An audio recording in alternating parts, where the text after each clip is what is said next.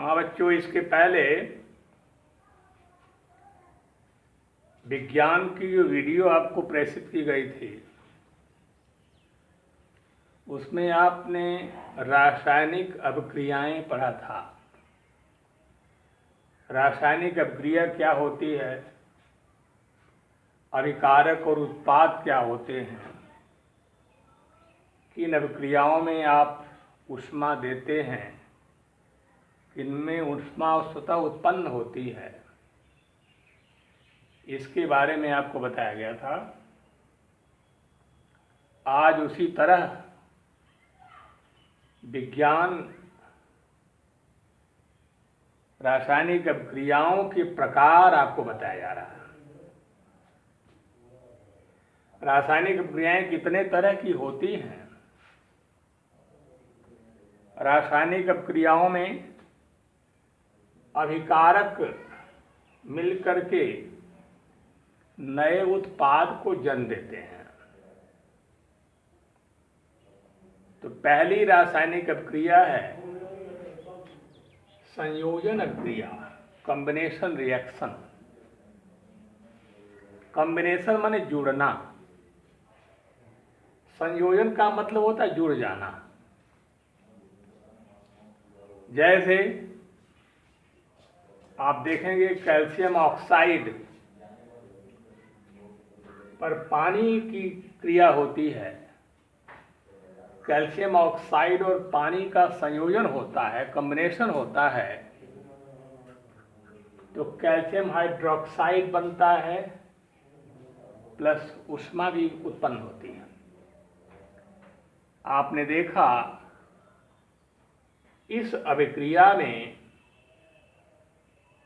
दो अभिकारक calcium oxide और पानी आपस में संयोजन करके एकल उत्पाद अर्थात कैल्शियम हाइड्रोक्साइड का निर्माण करते हैं। तो इस प्रकार की अभिक्रिया को संयोजन अभिक्रिया कहते हैं।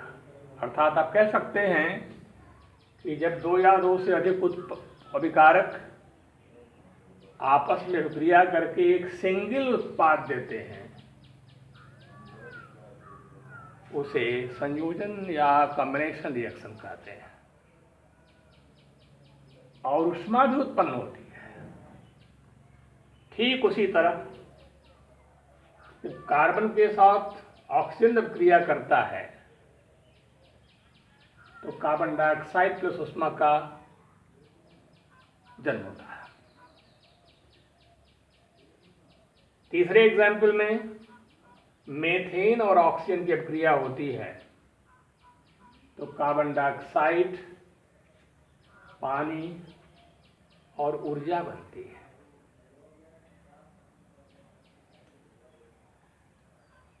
ये ऊर्जा देने वाले जो रिएक्शन हैं इन्हें ऊष्माक्षेपी अभिक्रियाएं कहते हैं। ये दो एग्जाम्पल में आप देख रहे हैं।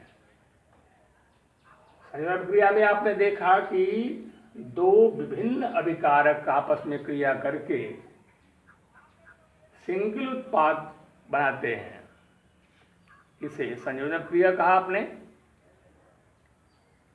और ऊष्मा भी उत्पन्न होती है, जैसा कि दो नीचे के उदाहरण में दिया गया है। भोजन के साथ ऑक्सीजन की अभिक्रिया होती है तब भी ऊर्जा उत्पन्न होती है। मेथेन और ऑक्सीजन की अभिक्रिया होती है तब भी ऊर्जा उत्पन्न होती है। कैल्शियम ऑक्साइड और पानी की अभिक्रिया में भी ऊष्मा उत्पन्न होती है। इन अभिक्रियाओं को आप ऊष्माक्षेपी अभिक्रिया कह सकते हैं। ऊष्मा उत्पन्न होती है। इस तरह के बहुत सारे एग्जाम्पल आपके जीवन में हैं। आप किताब को ध्यान से स्टडी करेंगे। यहाँ तो आपको शॉर्ट में बताने का प्रयास किया जा रहा है।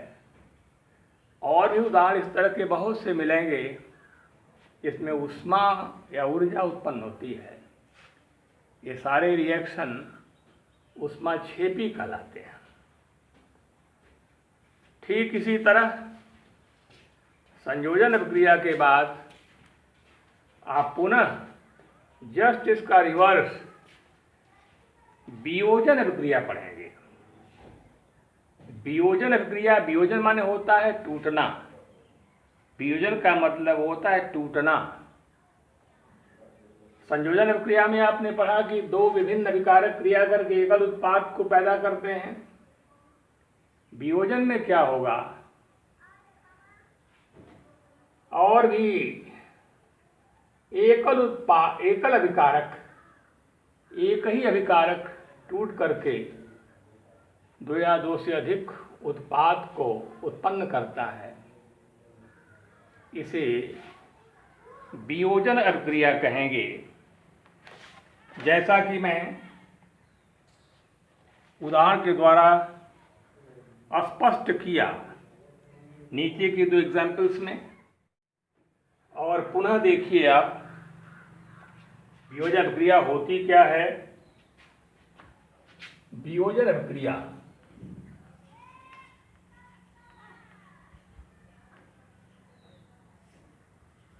वियोजन अभिक्रिया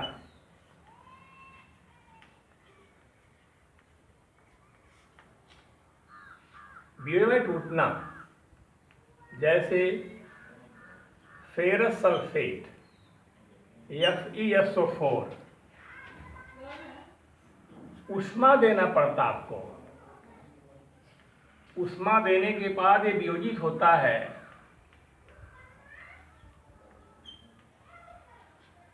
फेरिक ऑक्साइड, सल्फर डाइऑक्साइड और सल्फर ट्राइऑक्साइड में। सल्फर ट्राइऑक्साइड यूज होता है। सल्फर डाइऑक्साइड और सल्फर ट्राइऑक्साइड गैसें हैं, और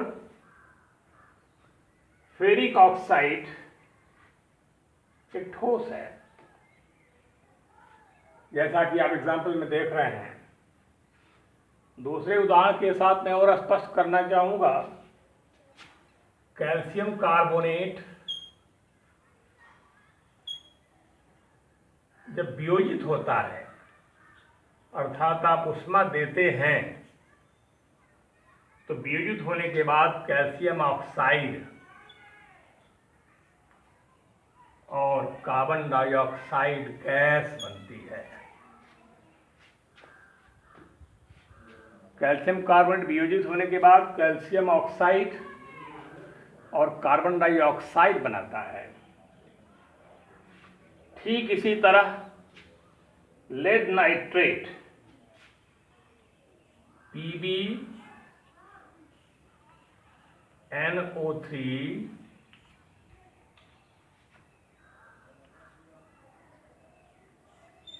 ताप देते हैं, इसको टेम्परेचर देते हैं,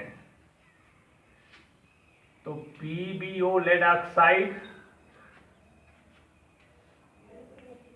NO2 और ऑक्सीजन गैस बनता है। नाइट्रोजन डाइऑक्साइड और ऑक्सीजन गैस का निर्माण होता है। तो वियोजन प्रक्रिया में आपने ये देखा, एकल अभिकारक या एक ही कंपाउंड ऊष्मा देने पर वियोजित होता है, और वियोजित होने के बाद दो या दो से अधिक उत्पाद बनाता है। लेकिन पिछले रिएक्शंस में आपने देखा कि ऊष्मा उत्पन्न हो रही थी, लेकिन इन अभिक्रियाओं में आप देख रहे हैं कि ऊष्मा आपको देना पड़ रहा है, तब रिएक्शन हो रहा है, तब ये एकल अभिकारक टूट रहा है। इसका तात्पर्य यह है कि एकल उत्पाद ऊष्मा प्राप्त करने के बाद वियोजित होकर दो या दो से अधिक उत्पाद देता है। इस तरह की अभिक्रियाओं को वियोजन अभिक्रिया कहते हैं।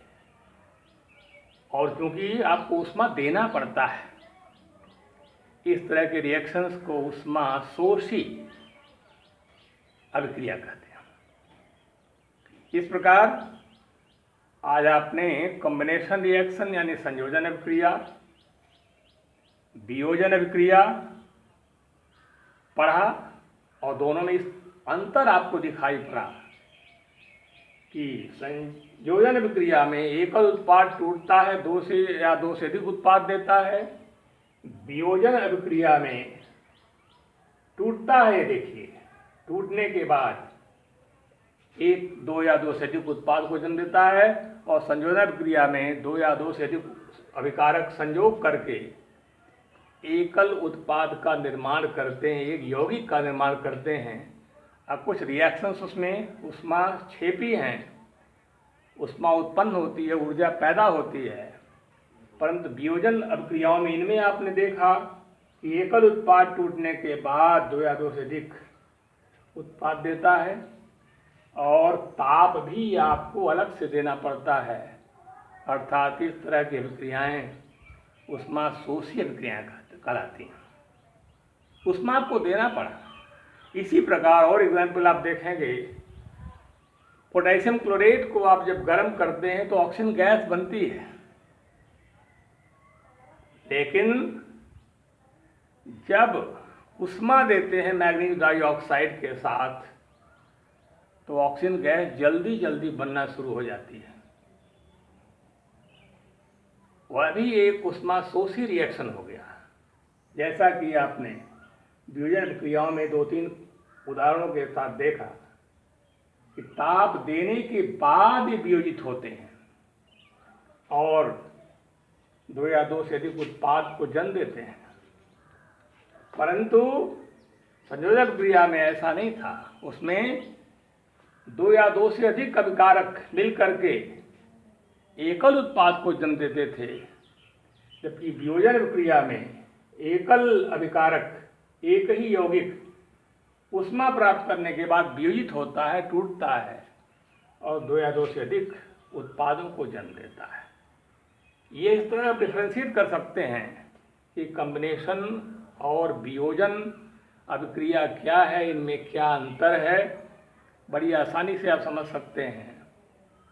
और मैं पुनः बताना चाहूँगा कि वियोजन अभिक्रिया ऐसी अभिक्रिया है जिसमें एकल उत्पाद वियोजित होकर के दो या दो से अधिक उत्पादों को जन्म देता है, जबकि संयोजन अभिक्रिया में दो या दो से अधिक अभिकारक मिल करके एकल उत्पाद को जन्म देते हैं।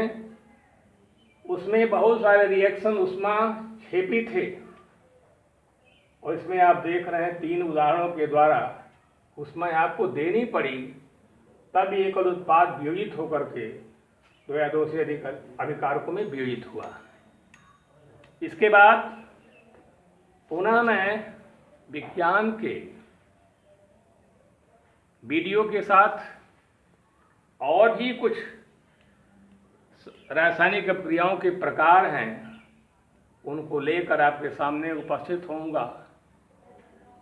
और मैं उम्मीद करता हूं कि और भी उदाहरण आप पुस्तक के माध्यम से स्टडी करेंगे और आपको स्पष्ट दिखाई पड़ेगा कि संयोजन अभिक्रिया क्या होती है, वियोजन अभिक्रिया क्या होती है, दोनों में क्या अंतर होता है, आसानी से आप समझ लेंगे।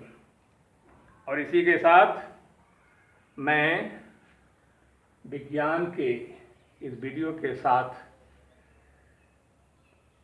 आपसे यही कहना चाहूँगा कि आप इसका अध्ययन करते रहें, वीडियो देख के आप रिवाइज करते रहें और भी उदाहरण ले करके उन्हें समझने का प्रयास करें।